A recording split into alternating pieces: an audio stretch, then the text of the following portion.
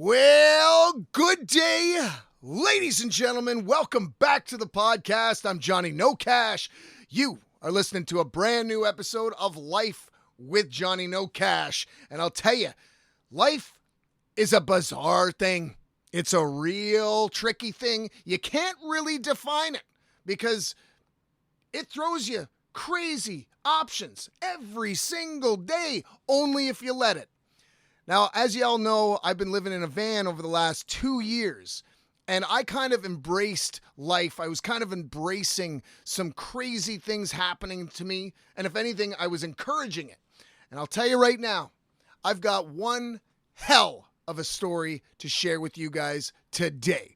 So to everybody who has been listening for the course of 2 years now, thank you all so much for being continued listeners and continued support. It means more than you know. And to everybody who's brand new, welcome. And I can't wait to share this crazy story with you, because if this is the first time you're listening, this is a doozy. And this is also proof that life sometimes works in your favor. Sometimes. Now, without further ado, grab yourself a whiskey, get yourself a beer, a water, or a coffee. I don't know what time you're listening to this, but we're going to jump into it right now. Sit down and buckle up, because this is a fucking doozy. Here we go. I'm living in a van playing Outlaw tunes. Life with Johnny Nocash.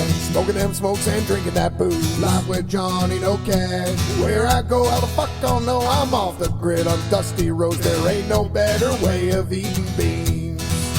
And oh man. So as y'all can see, I'm not in the van. I sold the van last week. Maybe a little over a week now. And it was a great transaction. Everybody was super cool. It was a couple from Australia. They were basically came to Canada to take 6 months off and do van life. And it was a perfect van for this couple, because I knew exactly what they were in for. They weren't living in it full time like I was. They had a totally different kind of like approach to how they wanted to live van life. And my van was absolutely perfect for them. And they were so accommodating and punctual. Oh man, I'm a very punctual person. Not when it comes to the podcast, but when it comes to showing up somewhere, you can bet your ass that I'm there 10 minutes early. But these people were incredible. And White Lightning's now gone. It's on a new adventure with new people, and I have no idea where they're going. I have no idea. We don't even follow each other on social media. She's gone. Out of my hands. I don't even have a key. So that being said, what is next? There was a lot of options, a lot of things that I was thinking about. And that's the thing. When you decide to quit van life, usually you have a fucking plan. Well, I didn't. I had to get on selling my van immediately, because we're coming into spring now, and this is when people are looking for vans. People are looking for trailers and RVs and all that kind of stuff, gearing up for the or the summer months and getting their camp on. So I wanted to make sure that my van was front and center for any potential buyers, and I'll tell you right now, it worked out extremely well. Couldn't be happier with the outcome. Now, that being said, what the fuck am I doing? Like, I don't have an apartment or a place to live. I'm staying at my friend's place right now. Thankfully, I have friends that actually give enough of a shit to let me stay until I get my feet on the ground. And I know that there's a lot of people out there, whether you're a van lifer right now and you're thinking that it's time to move on, what are your options? What could you do? Do you have anybody that you could maybe fall back to ask for a favor? And sometimes you don't. So it's terrifying whenever you're moving on to a new chapter in life. And that's exactly what I'm doing. And I wasn't prepared. I had no fucking idea what the hell I was going to do until today. And I can't wait to share this with you. So this is completely true. Not a single fucking thing that I'm telling you, because you're going to think it's bullshit. You're going to think that this story is completely fabricated or made up, but it isn't. This actually happened to me. So about a week ago, I sold the van. Gone. And I was really contemplating what the hell I was going to do. You know, do I live in an apartment? Do I share a house with a bunch of strangers? And as you all know, I really want to continue to pursue my music. But in order to do that, I need a place that I can rehearse and practice at a level and at a volume that I can properly express myself. And that's really difficult in the city. I told you a couple episodes ago, I was getting in shit when I was house sitting or apartment sitting. I may have been a little loud, but just imagine rehearsing, an hour or two in an apartment complex. No, there's no fucking leniency anymore. Everyone's got to complain. And I hope you're not one of those people. You remember back in the day when you'd walk down a fucking neighborhood and you could hear kids practicing in their garage and people let it slide. If anything, they were encouraging. These days, you can't fucking do that. Everyone's entitled. Everyone's like, no, my peaceful day is ruined because kids want to fucking pursue music and a creative endeavor. What the fuck? It's so fucked up. Anyway, we're not talking about that. We're talking about what the fuck I'm going to do. I had a number of options. Like I said, I was even considering getting some property. I actually looked at a trailer that it was a full package deal. There was a trailer and a little piece of land that was available north Vancouver, like quite far, in the middle of buttfuck nowhere. I thought it was perfect. It came with the trailer. It came with the land. Now, of course, I'd have to rent the land. Now, I wasn't really pleased with the price that they wanted for where the trailer was parked, but I was willing to at least exercise the idea and kind of scope out the environment, see if it was something that was good for me. Ultimately, it wasn't. But that's what I need. And I'll tell you why it wasn't ultimately good for me. It's because the people that own the property didn't want me to play music. I'm in the middle of buttfuck nowhere. Buttfuck nowhere. There was a house on the property. They owned the property and they were going to rent, a little patch of land. But they said that I couldn't have friends over unless I informed them ahead of time. I couldn't have a fire past 10 p.m. Like, what the fuck is with these rules? Man, I'm getting sick of them. I'm getting real sick of them. And so one of the things that I really wanted to do was just have that freedom. Yes, it's really difficult to find. I get it. And it's like extremely difficult. You either need a fuck ton of money or a fuck ton of luck. And I don't know why I deserve this, but I think luck has just been, I think a bone has been thrown with a bit of meat. Not a full fucking leg, but there's a bit of meat on this bone. I'm going to chew on it until there's nothing left because this is Here we go with the story. I had decided, definitively decided, that I was going to move back to Ontario. My family has a big chunk of land where they're not using it. And I believe that I mentioned this in the last episode, that it was an option that I was thinking about. And I really was. 100, to be honest, so much so, I ended up actually telling all my friends here in Vancouver that I'm out. And this was a Thursday, I believe. I called my family, I called my friends, and I said, listen, I got to jump on this. I got to act now because there's a lot of work that would need to be done. And I want to use, the summer to get the property up to living standards and to a place where I was comfortable. And it was something that I could call home. And you need to jump on it. So I was planning on... I was already looking at plane tickets. I was already looking into how much money I was willing to spend, how I was going to get all of my shit home, for an affordable price. Did I want to drive through Canada one last time and make it one fucking crazy last road trip? So many options. So I had definitively, and it sucks when you have to kind of go back on your word.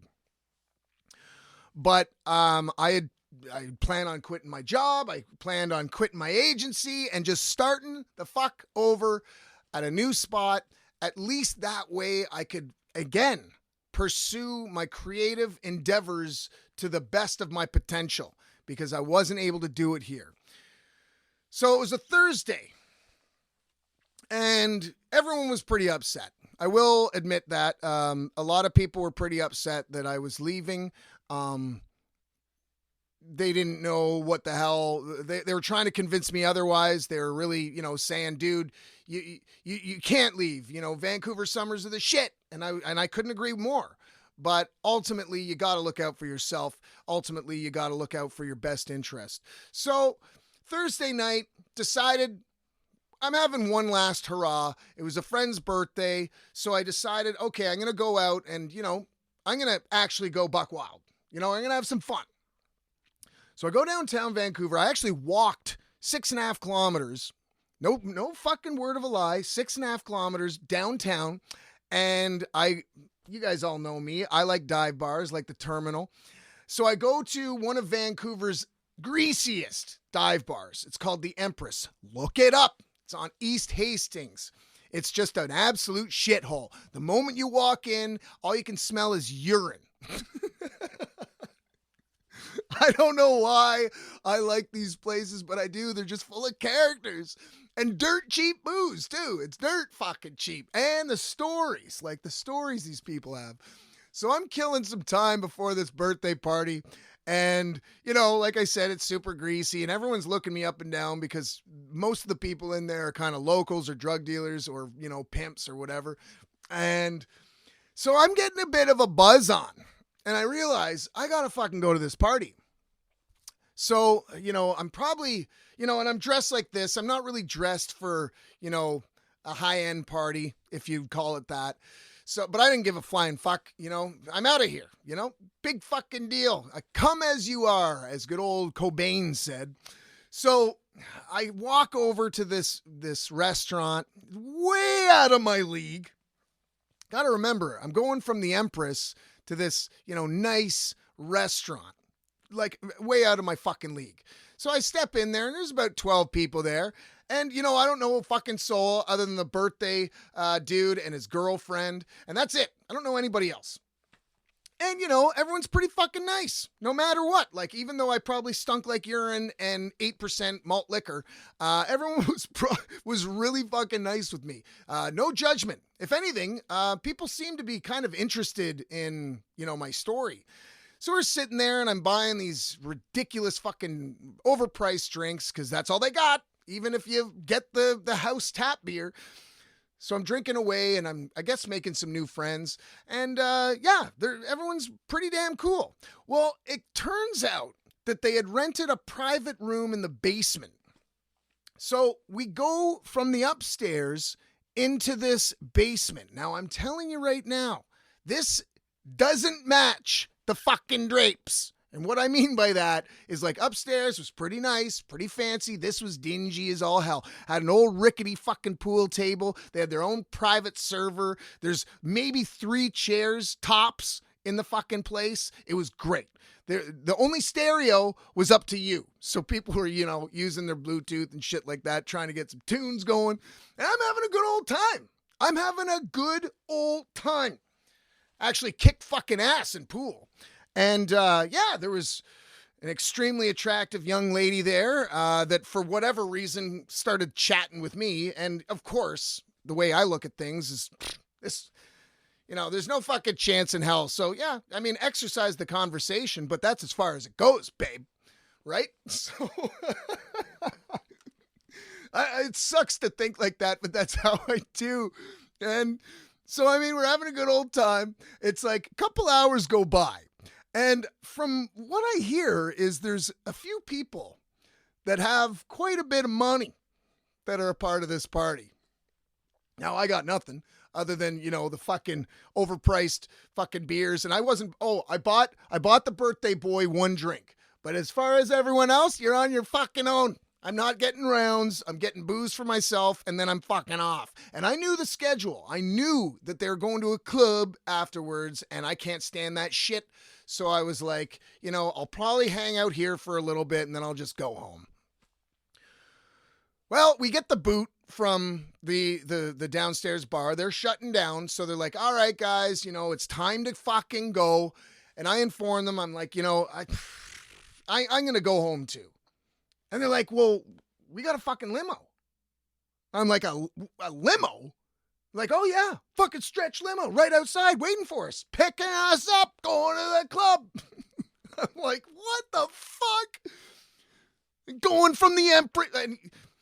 I'm like, all right, it sounds fun. I've never been in and this is one of those fucking big fucking, the fat ass limos, the over fucking weight limos.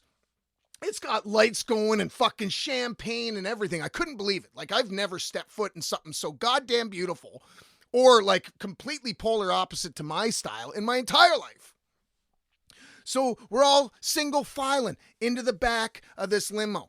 And I'm one of the last people in there, and they're fucking popping champagne, and the tunes are going. There's like little fucking fairy lights flashing. It's like a goddamn disco. And the limo driver takes us on this crazy fucking tour through Vancouver. And I'm just like, this is so out of my goddamn league. Like, how am I in this situation? How did I get myself in this situation? So I'm just rolling with it. I'm just fucking decide, you know what? I have no fucking, if it's my last fucking hurrah, let's just roll with the fucking punches here. So we're touring around, we're going, through beautiful Stanley Park, and then finally we pull up to this fucking club, and it's like a Spanish club. So not only do I not like clubs, I know nothing about Spanish music whatsoever. I mean, I don't mind it. It's just probably one of the last spots that I'd expect myself to be in. So single file, we all pile out of the limo into the fucking back of this club where they've got like Grey Goose, bottles of Grey Goose, and like 40 servers. I think there was only about 12 of us, but there was like servers, like fucking shots, the whole fucking thing. And I'm thinking, I can't pay for this. Who's paying for this? Like, I'm going to break the fucking bank. And it's all fucking paid for. Every goddamn drink is paid for. And I'm just like, this is fucking nuts. How is this happening? So I needed to get some air.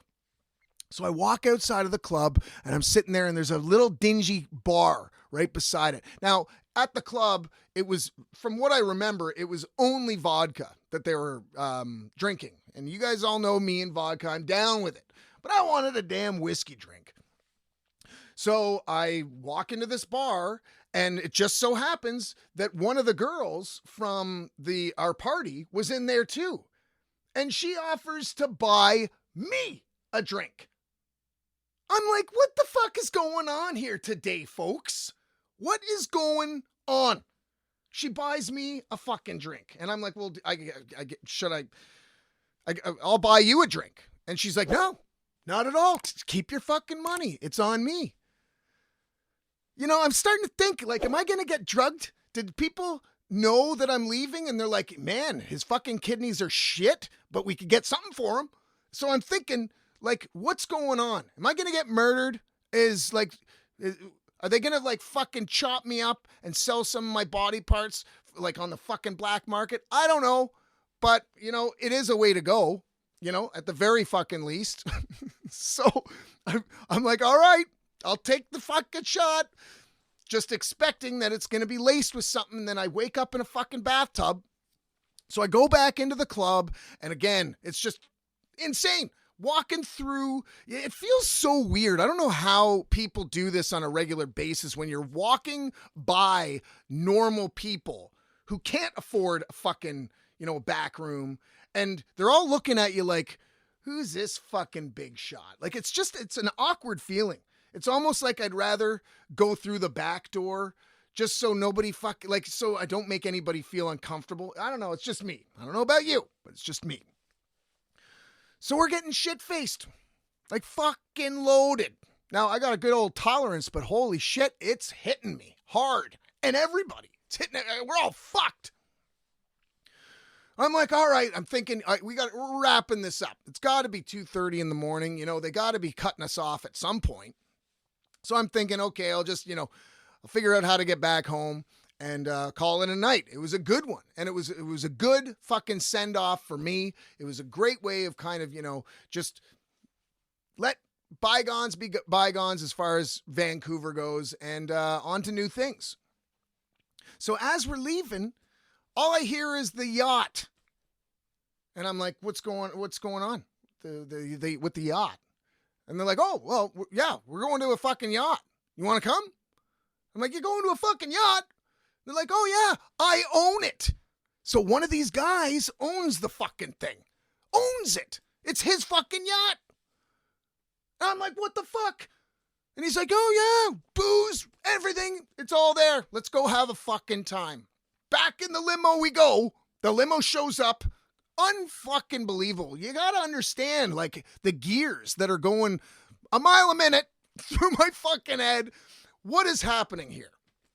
So we get back into this fucking limo and we go down to the water, and here we are on a fucking yacht. We walk down, little fucking pathway, single file, once again, climb on up, and now here we are on a fucking yacht.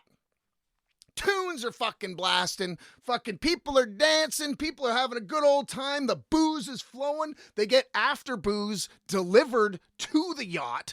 You know how much that is? Real fucking pricey. I didn't spend a damn fucking dime. Like, other than at the very beginning at the bar. The Empress, which I had no problem with, they're like $3 for a bottle of beer. And then the other spot, I bought a few beers there. But after that, everything's like just being fucking handed to me. And I'm thinking, this ain't my birthday party. This ain't for me. And we're cracking tons of this fucking dial of booze and we're sharing it. Everyone's cheersing, hooting and hollering, dancing. Tunes are fucking going. And I'm like, everyone's at this point saying you can't go. Because, I've been telling people, this is, it was very nice to meet you, but, probably the first and last time I'll see you. And everyone's kind of like getting a little upset that I'm leaving. And I think the reason behind that was because, I really got along with these people, like, really well. And it was almost as if I knew these people for a long time. They were so welcoming and so generous, clearly. But there was a lot in common, I noticed, that I had with these people. So I'm just leaning into it.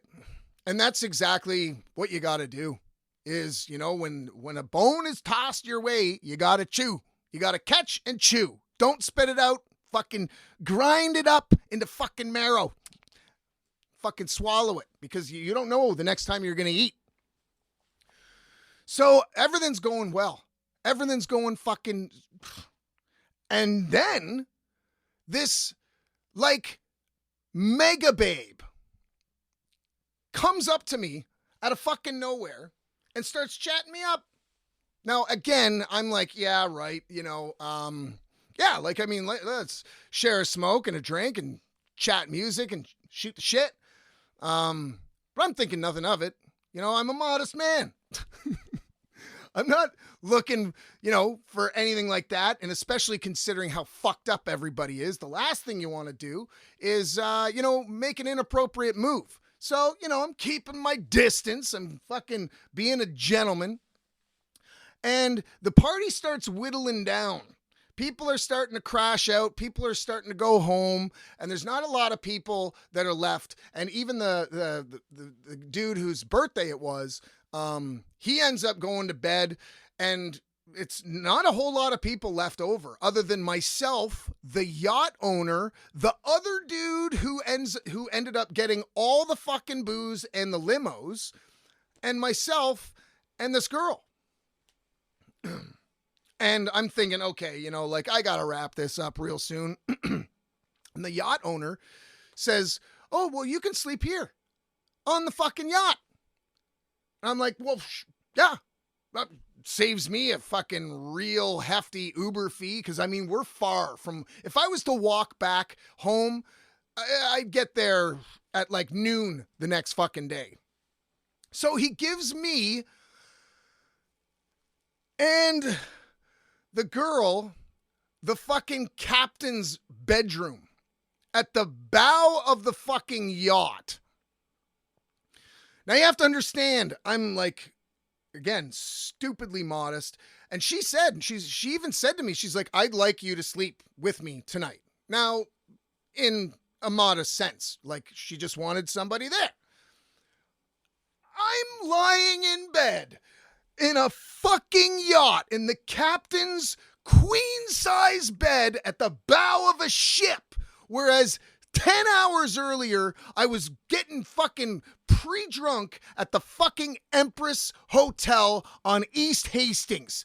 What in the sweet fuck is happening here? What's going on? If there is a guy upstairs, what kind of mind games are you playing with me? And I'm telling you, this girl was not only beautiful, but an absolute stellar singer, extremely driven, funny as all fuck, had a crazy personality. It was just like, what's going on? There wasn't a single bolt that was loose. Like, what? I'm thinking, if there's a sign, maybe this is a sign. I don't know what the fuck how to make of it.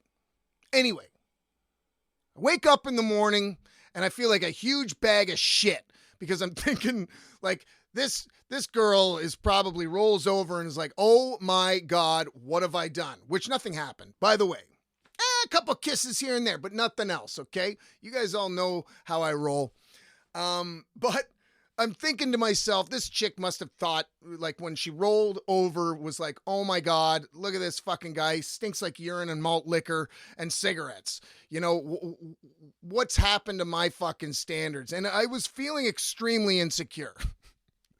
So anyway, she went home and, we exchanged numbers and things like that. I figured it was just a nice thing that she was doing, right? And, here, have my number. I won't call you, but here's my number, whether it's fake or I don't know. So anyway, I go back to the yacht and it's myself, the yacht owner, and the limo dude, the dude that had paid for all the limos and the booze. And I'm sitting there. And of course, after a heavy night of drinking, you're not feeling super hot. You're not, let's just say, after a night of fucking binge drinking, it's not like you got a good old sleep. And especially when you slept somewhere else. Okay? So I'm not feeling so hot. I'd say like a 3 out of 10. Fucking hairs all over the place. Eyes are fucking drooped down. My voice is like this. I'm speaking like fucking Oscar the Grouch.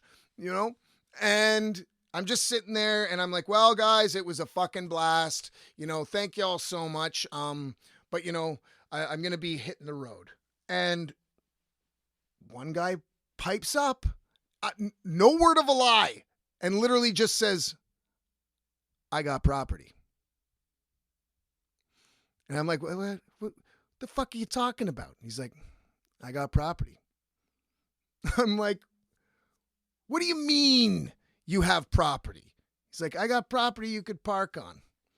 If you want to get a trailer and park it on my property, you could do it. I'm like, what? Why the fuck? Are you serious? And he's like, I'm dead serious. And I'm like, why didn't you say this last night? And he's like, dude, I didn't know you. I don't know you from a fucking hole in the wall. I wanted to see if you were a good person, to see, how you treated people. And especially after last night with that girl, you're clearly a good guy. So I want to offer you this property. And I'm just like, my mind is like literally shattering and exploding into millions of fucking pieces of like, what has happened in the last 24 hours? I've told my family, my friends, luckily I didn't quit my job, but I had told everybody that I was moving. I'm gone. And in a matter of 24 hours, my life has literally opened into this crazy new opportunity.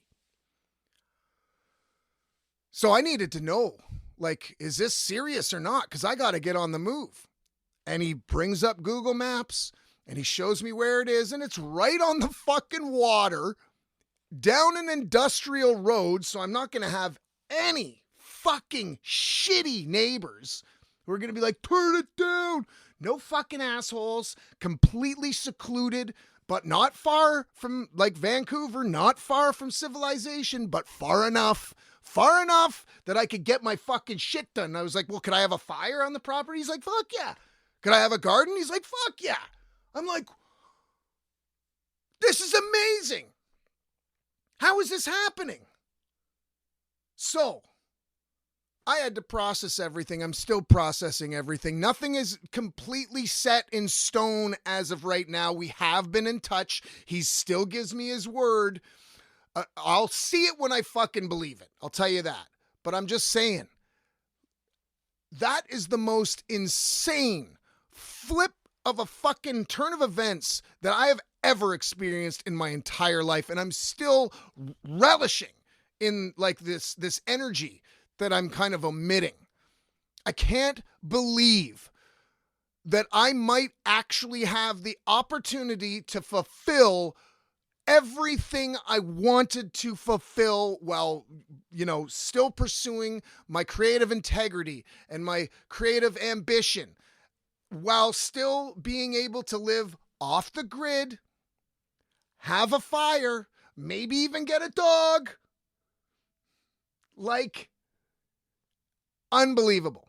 Now, we have discussed like whether it's a year lease and things like that. Now, I think it's a little iffy on that, but I don't give a shit. Because as I said in the previous episode, if I buy a trailer and I do end up having to leave, at least I'm sitting on asset. At least I have some tangible shit that I can resell and figure it out again. But as far as I'm concerned, if this all turns out, you're going to see a whole new fucking dude.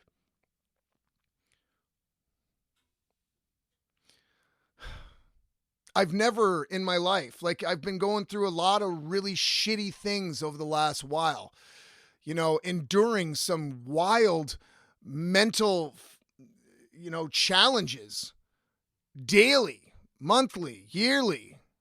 And then this happens. I don't know.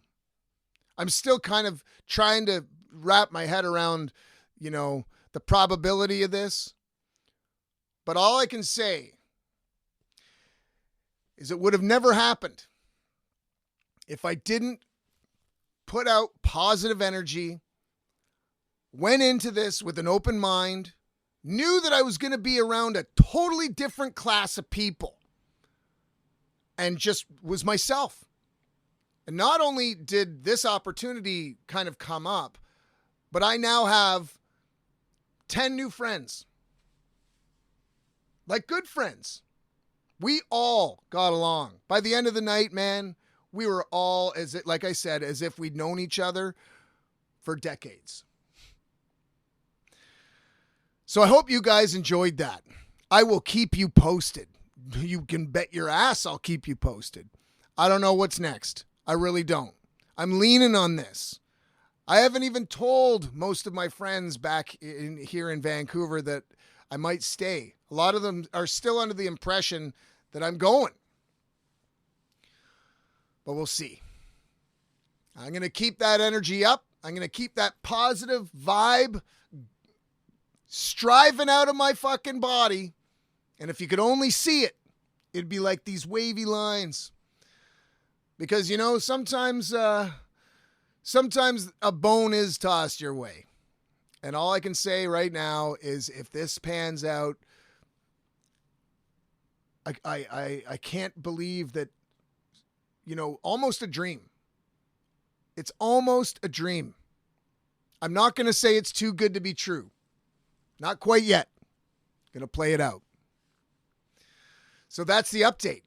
That's the update. That's the story. This actually fucking happened to me. I'm not making a goddamn thing up. This is real life. And the only way these types of things can happen to you is if you put yourself out there. And I've been saying this from the damn very beginning. You got to take risks. You got to get out of your comfort zone. You got to, look outside the box. You got to talk to people. You got to be open. And even if this doesn't pan out, all I know is I had an incredible time, an incredible story, an incredible experience that I'll never forget. And I would have never experienced it if I had just stayed at the Empress. So thank you all so much for listening. I know it's been a long episode. This is one of the longer ones. And I hope you made it to the end because I was really excited to kind of show you guys the twist. It's almost a twist out of a fucking Saw movie. But all I can say is I'm happy. I'm feeling good about the future. I'm feeling very positive about things to come and the next chapter of life. And we should always look at the bright side of things. There's always going to be another avenue. There's always going to be another chance.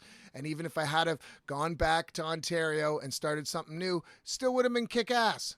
Still would have been able to pursue what I wanted to do. It's just that, let's be honest, if I could do that here, right on the river, alone, not on, I think this is the best thing that's happened to me in a long time. So thank you all so much for being with me today. You guys know that I care about y'all, and I wish each and every one of you the absolute best. I really do. And I hope you guys pursue your dreams, pursue those risks, pursue your passions. Because nothing bad can happen if you don't try. You may as well try. I mean, sure, bad shit will happen regardless. But sometimes the bad shit kind of gets ground down into the good. And we need it both. It's called the balance of life. So thank you so much. I'm Johnny Nocash. As y'all know, it would be great if you subscribed, liked this video, or liked the podcast, shared it with a friend, or give me your thoughts in the comments below about what you guys think of this. You think I'm bullshitting? Fuck. I wish I didn't even take my fucking phone out to take any videos, which really sucks. But trust me, I wouldn't bullshit with you. I wouldn't be doing a full-on fucking monologue like this that's completely out of thin air. Stranger things have happened. But cheers, y'all. You're going to see me next time. And don't worry, the song is going to stay. I heard a number of people message me saying that the fucking song can't go. So the song will stay until maybe I come up with something a little more clever. But until then, the song will stay. Life with Johnny Nocash. And due to popular demand. So we'll see y'all soon. Stay dusty, folks. I'm out. I'm living in a van playing Outlaw tunes. Life with Johnny Nocash. Smoking them smokes and drinking that booze. Life with Johnny Nocash. Where I go, how the fuck I'll know I'm off the grid. I'm Dusty Rose. There ain't no better way of eating beans.